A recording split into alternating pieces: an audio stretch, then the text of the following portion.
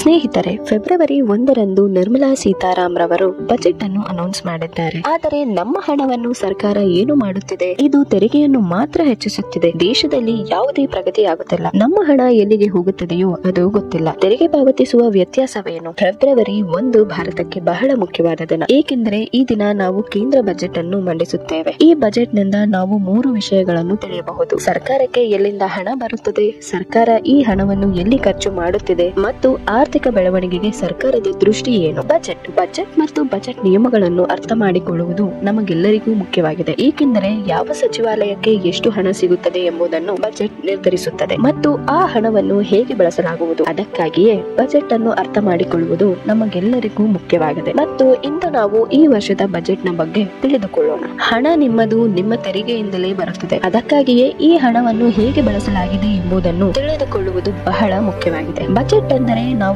ಗೋವಾಗೆ ಹೋಗಬೇಕೆಂದರೇನೆ ಸಂಪೂರ್ಣ ಪಟ್ಟಿಯನ್ನು ಮಾಡುತ್ತೇವೆ. ಯಾವ ಸ್ಥಳಗಳಿಗೆ ಭೇಟಿ ನೀಡಬೇಕು, ಯಾವ ಫ್ಯಾನ್ಸಿ ಹೋಟೆಲ್ ನಲ್ಲಿ ಉಳಿಯಬೇಕು ಮತ್ತು ಯಾವ ರೆಸ್ಟೋರೆಂಟ್ ಗೆ ಹೋಗಬೇಕು ಎಂದು ಈ ಎಲ್ಲಾ ಖರ್ಚುಗಳು ಪಟ್ಟಿಯನ್ನು ಮಾಡಿದ ನಂತರ ನಮ್ಮ ಬಳಿ ಎಷ್ಟು ಹಣವಿದೆ ಎಂದು ನೋಡುತ್ತೇವೆ. ಇದರರ್ಥ ನಮ್ಮ ಬಜೆಟ್ ಎಷ್ಟು ಅಂತ. ನಾವು ಎಷ್ಟು ಹಣವನ್ನು ಖರ್ಚು ಮಾಡಲು ಸಿದ್ಧರಿದ್ದೇವೆ. ಏಕೆಂದರೆ ನಮ್ಮ ಜೇಬಿನಲ್ಲಿ ಹಣವಿಲ್ಲದಿದ್ದರೆ ನಾವು ದುಬಾರಿ ಕನಸುಗಳನ್ನು ಹೊಂದಲು ಸಾಧ್ಯವಿಲ್ಲ. ಪ್ರತಿ ವರ್ಷದ ಬಜೆಟ್ ನಮಗೆ ಹೀಗೆ ಇರುತ್ತದೆ. ಅದೊಂದು ದೊಡ್ಡ ಹೊಡೆತ. ಇದು ನಮಗೆ ರಿಯಾಲಿಟಿ ಚೆಕ್ ನೀಡುತ್ತದೆ. ನಮ್ಮ ಮಟ್ಟದಲ್ಲಿ ವೆಚ್ಚಗಳು ಮತ್ತು ಆದಾಯದ ಪಟ್ಟಿಯನ್ನು ನಾವು ಮಾಡುವಂತೆಯೇ ಕೇಂದ್ರ ಸರ್ಕಾರವು ಪಟ್ಟಿಯನ್ನು ಮಾಡುತ್ತದೆ. ಅಂದರೆ ಅವರು ಎಲ್ಲಿಂದ ಹಣವನ್ನು ಗಳಿಸುತ್ತಾರೆ ಮತ್ತು ಆ ಹಣವನ್ನು ಎಲ್ಲಿ ಖರ್ಚು ಮಾಡುತ್ತಾರೆ ಎಂದು. ಭಾರತೀಯ ಸಂವಿಧಾನದ 112ನೇ ವಿಧಿ ಪ್ರಕಾರ ಲೋಕಸಭೆ ಮತ್ತು ರಾಜ್ಯಸಭೆಯಲ್ಲಿ ಪ್ರತಿ ವರ್ಷ ಭಾರತ ಸರ್ಕಾರದ ಆದಾಯ ಮತ್ತು ವೆಚ್ಚಗಳ ಪಟ್ಟಿಯನ್ನು ಪ್ರಸ್ತುತಪಡಿಸಿದೆ. ಇದನ್ನು ವಾರ್ಷಿಕ ಹಣಕಾಸು ಹೇಳಿಕೆ ಎಂದು ಕರೆಯಲಾಗುತ್ತದೆ. ಹಾಗಾಗಿ ಪ್ರತಿ ಸರ್ಕಾರದ ಹಣಕಾಸು ಸಚಿವರು ಲಿಖಿತ ಲೇಖನವನ್ನು ಮಂಡಿಸಬೇಕಾಗುತ್ತದೆ. ಈ ಲಿಖಿತ ಖಾತೆಯಲ್ಲಿ ಎಷ್ಟು ಹಣವನ್ನು ಗಳಿಸಲಾಗುವುದು, ಎಷ್ಟು ಹಣ ಖರ್ಚಾಗುತ್ತದೆ, ಸರ್ಕಾರದ ಬಳಿ ಎಷ್ಟು ಆಸ್ತಿ ಇದೆ ಮತ್ತು ಆಸ್ತಿಗಳನ್ನು ಖರೀದಿಸಲು ಸರ್ಕಾರ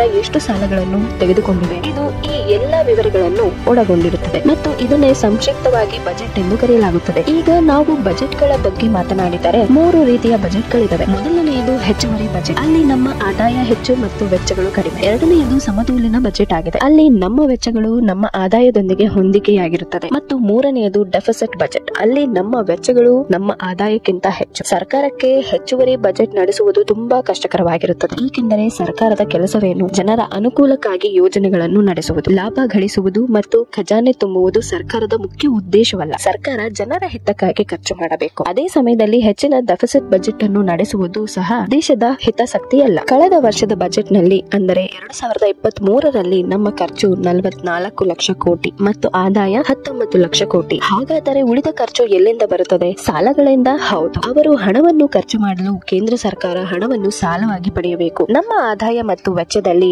ಅಷ್ಟು ದೊಡ್ಡ ಅಂತರವಿದೆ. ಆದಾಯ ಮತ್ತು ವೆಚ್ಚಗಳು 2 ವಿಧ. ಅದು ಆದಾಯ ಮತ್ತು ಬಂಡವಾಳ. ಆದಾಯ ವೆಚ್ಚ ಅಂದರೆ ದೈನಂದಿನ ವೆಚ್ಚಗಳು, ಸರ್ಕಾರಿ ನೌಕರರ ಸಂಬಳ, ವಿದ್ಯುತ್ ಇತ್ಯಾದಿ. ಸರ್ಕಾರ ನೀಡುವ ವಿವಿಧ ಸಬ್ಸಿಡಿಗಳು ಸಹ ಆದಾಯ ವೆಚ್ಚಗಳಾಗಿವೆ.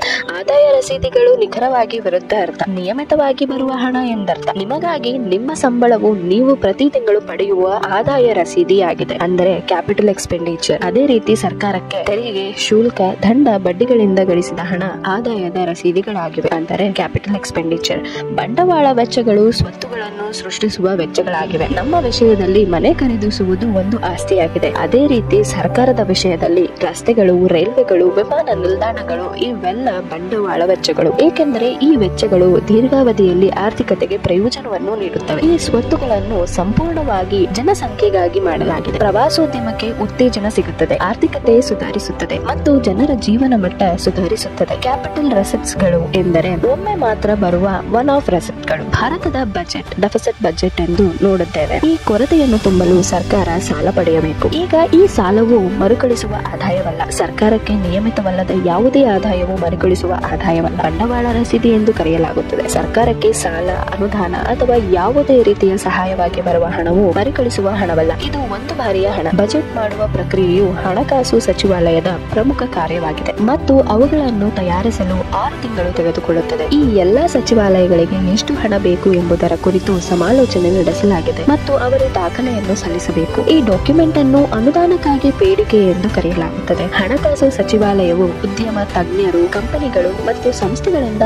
ಅಭಿಪ್ರಾಯಗಳನ್ನು ತೆಗೆದುಕೊಳ್ಳುತ್ತದೆ. ಸಾಮಾನ್ಯ ಜನರು ತಮಗೆ ನಮಗೆ ಏನು ಬೇಕು, ಯಾವ ಕ್ಷೇತ್ರಗಳತ್ತ ಗಮನ ಹರಿಸಬೇಕು, ಯಾವ ಕ್ಷೇತ್ರಕ್ಕೆ ಎಷ್ಟು ಹಣ ಸಿಗಬೇಕು, ಈ ಎಲ್ಲಾ ಅಭಿಪ್ರಾಯಗಳನ್ನು ಸಂಗ್ರಹಿಸಲಾಗುತ್ತದೆ ಮತ್ತು ಅಂತಿಮವಾಗಿ ಪಿಎಂಒ ಮತ್ತು ಹಣಕಾಸು ಸಚಿವರು ಬಜೆಟ್ ಅನ್ನು ಅಂತಿಮಗೊಳಿಸುತ್ತಾರೆ. 2024ರ ಬಜೆಟ್ ವಿಶೇಷವಾಗಿದೆ, ಏಕೆಂದರೆ ಈ ವರ್ಷ ಚುನಾವಣೆ ಇದೆ. 2024 ಚುನಾವಣಾ ವರ್ಷ. ಈ ವರ್ಷ ಮಾರ್ಚ್ ನಿಂದ ಮೇ ವರೆಗೂ ದೇಶದೆಲ್ಲೆಡೆ ಸಾರ್ವತ್ರಿಕ ಚುನಾವಣೆಗಳು ನಡೆಯಲಿವೆ. ಅಂದರೆ 543 ಲೋಕಸಭಾ ಸ್ಥಾನಗಳಿಂದ ಸಂಸದರು ಆಯ್ಕೆಯಾಗುತ್ತಾರೆ. ಚುನಾವಣೆ ಸಂದರ್ಭದಲ್ಲಿ ಇದೇ ಸರ್ಕಾರ ಮುಂದುವರಿಯುತ್ತದೋ ಅಥವಾ ಸರ್ಕಾರ ಬದಲಾಗುತ್ತದೋ ಎಂಬ ಚಿಂತನೆ ಎದುರಾಗಿದೆ. ಈಗ ಈ ವರ್ಷ ಮಂಡಿಸಲಿರುವ ಬಜೆಟ್ ಮುಂದಿನ ವರ್ಷದ ಬಜೆಟ್ ಆಗಲಿದೆ. ಹಾಗಾದರೆ ಸರ್ಕಾರ ಬದಲಾದರೆ ಹೊಸ ಸರ್ಕಾರ ಹಳೆಯ ಯೋಜನೆಯೊಂದಿಗೆ ಏನು ಮಾಡುತ್ತದೆ? ಅದಕ್ಕಾಗಿಯೇ ಚುನಾವಣಾ ವರ್ಷದಲ್ಲಿ ಮಂಡಿಸುವ ಬಜೆಟ್ ಅನ್ನು ಮಧ್ಯಂತರ ಬಜೆಟ್ ಎಂದು ಕರೆಯಲಾಗುತ್ತದೆ. ಮಧ್ಯಂತರ ಎಂದರೆ ನಡುವೆ, ಅಂದರೆ 2 ಅವಧಿಗಳ ನಡುವೆ ಅಥವಾ 2 ಸರ್ಕಾರಗಳ ನಡುವಿನ ಅವಧಿ. ಈ ಸಮಯದಲ್ಲಿ ಸರ್ಕಾರಕ್ಕೆ ಬರುವ ಹಣವು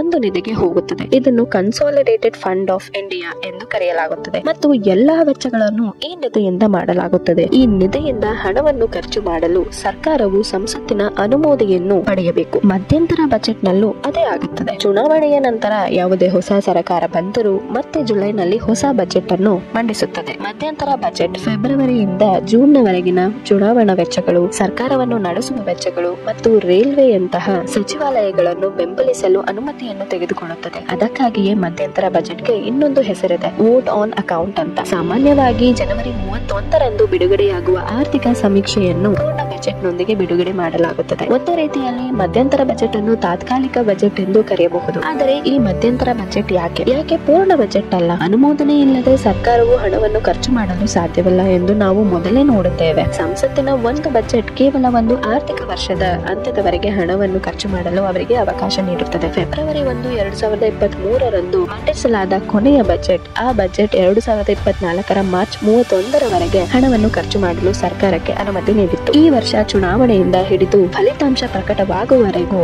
ಜೂನ್ ತಿಂಗಳು ಬರಲಿದೆ. ಈ ಸಮಯದಲ್ಲಿ ಖರ್ಚುಗಳನ್ನು ಹೇಗೆ ನಿರ್ವಹಿಸಬೇಕು ಎಂಬುದನ್ನು ನಿರ್ಧರಿಸಲು ಈ ಮಧ್ಯಂತರ ಬಜೆಟ್ ಮುಖ್ಯವಾಗಿದೆ. ಈಗ ಮಧ್ಯಂತರ ಬಜೆಟ್ ತುಂಬಾ ಆಸಕ್ತಿದಾಯಕವಾಗಿದೆ. ಸರ್ಕಾರ ಬಯಸಿದರೆ ಅದು ಬಜೆಟ್ ಮೂಲಕ ಅನೇಕ ನಿರ್ಧಾರಗಳನ್ನು ತೆಗೆದುಕೊಳ್ಳಬಹುದು. ಇದು ಸಬ್ಸಿಡಿಗಳನ್ನು ಹೆಚ್ಚಿಸಬಹುದು, ಉಚಿತಗಳನ್ನು ನೀಡಬಹುದು, ತೆರಿಗೆ ದರಗಳನ್ನು ಕಡಿಮೆ ಮಾಡಬಹುದು. ಇದು ಅವರ ಚುನಾವಣಾ ಅವಕಾಶಗಳನ್ನು ಹೆಚ್ಚಿಸುತ್ತದೆ. ಅದೇ ವೇಳೆ ಹಳೆ ಸರ್ಕಾರ ಅಧಿಕಾರಕ್ಕೆ ಬರದಿದ್ದರೆ, ಸರ್ಕಾರ ಬದಲಾದರೆ ಹೊಸ ಸರ್ಕಾರಕ್ಕೆ ಒಂದಿಷ್ಟು ನಿರ್ಬಂಧವು ಹೇರಬಹುದು. ಇದನ್ನು ತಪ್ಪಿಸಲು ಚುನಾವಣಾ ಆಯೋಗವು ಮಧ್ಯಂತರ ಬಜೆಟ್ ನಲ್ಲಿ ನಿಯಮಗಳನ್ನು ಹೇರಿದ್ದು, ಪ್ರಸ್ತುತ ಸರ್ಕಾರವು ಅಂತಹ ಯಾವುದೇ ಘೋಷಣೆಗಳನ್ನು ಮಾಡದಂತೆ ಅವರಿಗೆ ಅನಗತ್ಯ ಲಾಭವನ್ನು ನೀಡುತ್ತದೆ. ಹೌದು, ಆದರೆ ಮಧ್ಯಂತರ ಬಜೆಟ್ ನಲ್ಲಿ ಸರ್ಕಾರದ ವೆಚ್ಚಗಳ ಪಟ್ಟಿ, ಹಣಕಾಸು ಸಾಧನೆ, ವಿತ್ತೀಯ ಕೊರತೆ, ಭವಿಷ್ಯದ ಪ್ರಕ್ಷೇಪಗಳು ಇವೆಲ್ಲವೂ ಇರಬಹುದು. 2024ರ ಬಜೆಟ್ ಚುನಾವಣಾ ಪೂರ್ಣ ಬಜೆಟ್ ಎಂದು ಹಣಕಾಸು ಸಚಿವೆ ನಿರ್ಮಲಾ ಸೀತಾರಾಮ್ ರವರು ಡಿಸೆಂಬರ್ ನಲ್ಲಿ ಹೇಳಿದ್ದರು. ಯಾವುದೇ ದೊಡ್ಡ ಬ್ಯಾಂಕ್ ಘೋಷಣೆಗಳನ್ನು ನಿರೀಕ್ಷಿಸಬೇಡಿ. ಎಲ್ಲಾ ಬಿಗ್ ಬ್ಯಾಂಕ್ ಘೋಷಣೆಗಳು ಜುಲೈನಲ್ಲಿ ಮಾತ್ರ ಬರುತ್ತದೆ. ಈಗ ಸಹಜವಾಗಿ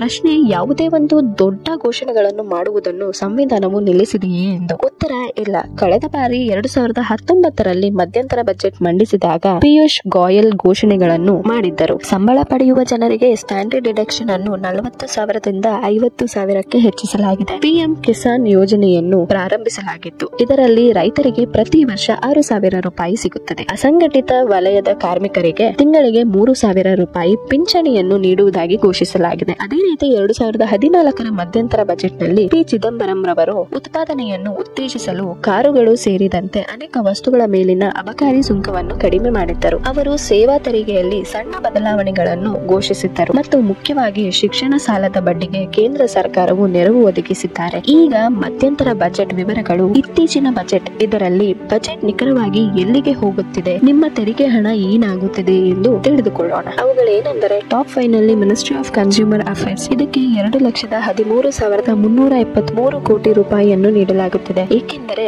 ಅದರಿಂದ ಆಹಾರ ವಿತರಣೆಗಾಗಿ 2,13,020 ಕೋಟಿ ರೂಪಾಯಿಗಳನ್ನು ಬಡವರಿಗೆ ನೀಡಬಹುದು. 4ನೆಯದು ರೈಲ್ವೇಸ್, ಇದಕ್ಕೆ 2,55,393 ಕೋಟಿ ರೂಪಾಯಿಗಳನ್ನು ರೈಲ್ವೆಯನ್ನು ಅಪ್ಗ್ರೇಡ್ ಗೊಳಿಸಬೇಕಾಗಿದೆ. ಹಲವು ಹಳೆಯ ಬೋಗಿಗಳನ್ನು ವಂದೇ ಭಾರತ್ ಬೋಗಿಗಳಾಗಿ ನವೀಕರಿಸಲಾಗುವುದು ಮತ್ತು ಅಂತಹ ದೊಡ್ಡ ಯೋಜನೆಗಳಿಗೆ ಹಣದ ಅಗತ್ಯವಿದೆ. 3ನೆಯದು ರಸ್ತೆ ಸಾರಿಗೆ ಸಚಿವಾಲಯವಾಗಿದೆ ಮತ್ತು ಉತ್ತಮ ರಸ್ತೆಗಳನ್ನು ಮಾಡಲು ಸರ್ಕಾರವು 2,78,000 ಕೋಟಿ ರೂಪಾಯಿಯನ್ನು ನೀಡಲಾಗುವುದು. ಈ ಸಂಖ್ಯೆ ದೊಡ್ಡದಾಗಿ ಕಾಣುತ್ತದೆ, ಆದರೆ ಇದು ಆದಾಯ ವೆಚ್ಚ ಅಥವಾ ಬಂಡವಾಳ ವೆಚ್ಚ. ಇದು ಪ್ರಾಪರ್ಟಿಯನ್ನು ಸೃಷ್ಟಿಸುತ್ತಿದೆಯೇ ಅಥವಾ ಅಥವಾ ಇದು ವ್ಯರ್ಥ ಖರ್ಚೆ ಎಂದು ಅರ್ಥ ಮಾಡಿಕೊಳ್ಳಬೇಕು. ಎರಡನೆಯದು ಮಿನಿಸ್ಟ್ರಿ ಆಫ್ ಡಿಫೆನ್ಸ್, ದೇಶದ ಗಡಿಯಾಗಿದೆ ಹಾಗೂ ಮುಖ್ಯವಾಗಿದೆ. ನಾವು ಗಡಿಗಳನ್ನು ರಕ್ಷಿಸಲು 6,21,540 ಕೋಟಿ ರೂಪಾಯಿಯನ್ನು ನೀಡಲಾಗಿದೆ. ಇಲ್ಲಿ ನಾವು ಬಂಡವಾಳ ವೆಚ್ಚಕ್ಕಾಗಿ 1,72,000 ಕೋಟಿ ರೂಪಾಯಿ ಖರ್ಚು ಮಾಡಲಾಗುತ್ತದೆ. ರಕ್ಷಣಾ ಪಿಂಚಣಿಗಾಗಿ 1,41,205 ಕೋಟಿ ರೂಪಾಯಿಗಳನ್ನು ಖರ್ಚು ಮಾಡಲಾಗುವುದು. ಕೊನೆಯದು,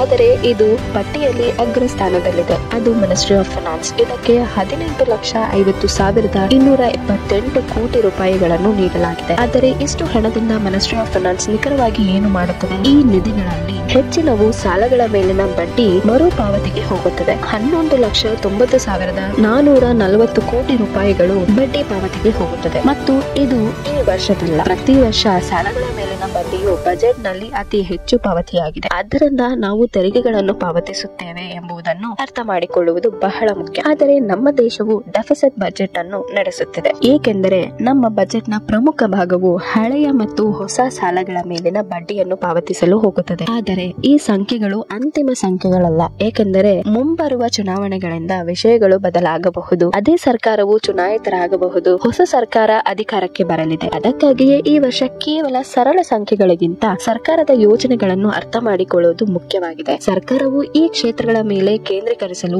ಬಯಸುತ್ತದೆ. ರೂಫ್ ಟಾಪ್ ಸೋಲಾರ್, ಇಲ್ಲಿ 1 ಕೋಟಿ ಮನೆಗಳನ್ನು ರೂಫ್ ಟಾಪ್ ಸೌರ ಫಲಕಗಳನ್ನು ಜೋಡಿಸಲಾಗಿರುತ್ತದೆ. ರೂಫ್ ಟಾಪ್ ಸೋಲಾರ್, ಇಲ್ಲಿ 1 ಕೋಟಿ ಮನೆಗಳು ರೂಫ್ ಟಾಪ್ ಸೌರ ಫಲಕಗಳನ್ನು ಜೋಡಿಸಲಾಗಿರುತ್ತದೆ. ತಮ್ಮ ರೂಫ್ ಗಳಿಗೆ ಸೌರ ಫಲಕಗಳನ್ನು ಜೋಡಿಸಲಾಗಿರುತ್ತದೆ. ಇದು ಪರಿಸರ ಸಂರಕ್ಷಣೆಗೆ ಸಹಾಯ ಮಾಡುತ್ತದೆ ಮತ್ತು ಜನರ ವೆಚ್ಚವನ್ನು ಕಡಿಮೆ ಮಾಡುತ್ತದೆ. ಮಧ್ಯಮ ವರ್ಗದ ಜನರಿಗಾಗಿ ಸರ್ಕಾರವು ವಸತಿ ಯೋಜನೆಯನ್ನು ಯೋಜಿಸುತ್ತದೆ. ಅಲ್ಲಿ ಮಧ್ಯಮ ವರ್ಗದ ಜನರು ತಮಗಾಗಿ ಮನೆ ಖರೀದಿಸಬಹುದು. ಅಸ್ತಿತ್ವದಲ್ಲಿರುವ ಸರ್ಕಾರಿ ಆಸ್ಪತ್ರೆ ಮೂಲ ಸೌಕರ್ಯಗಳನ್ನು ಬಳಸಿಕೊಂಡು ಹೊಸ ವೈದ್ಯಕೀಯ ಕಾಲೇಜುಗಳನ್ನು ನಿರ್ಮಿಸಬಹುದು ಎಂದು ಡಾಕ್ಟರ್ ದೇವಿ ಶೆಟ್ಟಿ ಅವರಂತಹ ಅನೇಕ ಪ್ರಸಿದ್ಧ ವೈದ್ಯರು ಹೇಳುತ್ತಿದ್ದಾರೆ. ಈ ನಷ್ಟವನ್ನು ಕಡಿಮೆ ಮಾಡಲು ಸರ್ಕಾರವು ಇದನ್ನು ಪರಿಶೀಲಿಸುತ್ತದೆ. ಅಂಗನವಾಡಿ ಕಾರ್ಯಕರ್ತರು ಗ್ರಾಮೀಣ ಆರೋಗ್ಯದ ಬೆನ್ನೆಲುಬಾಗಿದ್ದಾರೆ. ಆಯುಷ್ಮಾನ್ ಭಾರತ್ ನ ಪ್ರಯೋಜನಗಳನ್ನು ಕಾರ್ಮಿಕರಿಗೂ ವಿಸ್ತರಿಸಲಾಗುವುದು. ಭಾರತವು ರೈತರು ಮತ್ತು ಗ್ರಾಹಕರನ್ನು ನೋಯಿಸುವ ಅನೇಕ ನಂತರದ ಆಹಾರ ನಷ್ಟಗಳ ಸಮಸ್ಯೆಗಳನ್ನು ಎದುರಿಸುತ್ತಿದೆ. ಇದು ನಷ್ಟವನ್ನು ಕಡಿಮೆ ಮಾಡಲು ಖಾಸಗಿ ಕಂಪನಿಗಳನ್ನು ತರಲು ಸರ್ಕಾರವು ಒಂದು ನೀತಿಯನ್ನು ರೂಪಿಸುತ್ತದೆ. ಯಾವುದೇ ಪ್ರತಿಭಟನೆಗಳಿಲ್ಲದಿದ್ದರೆ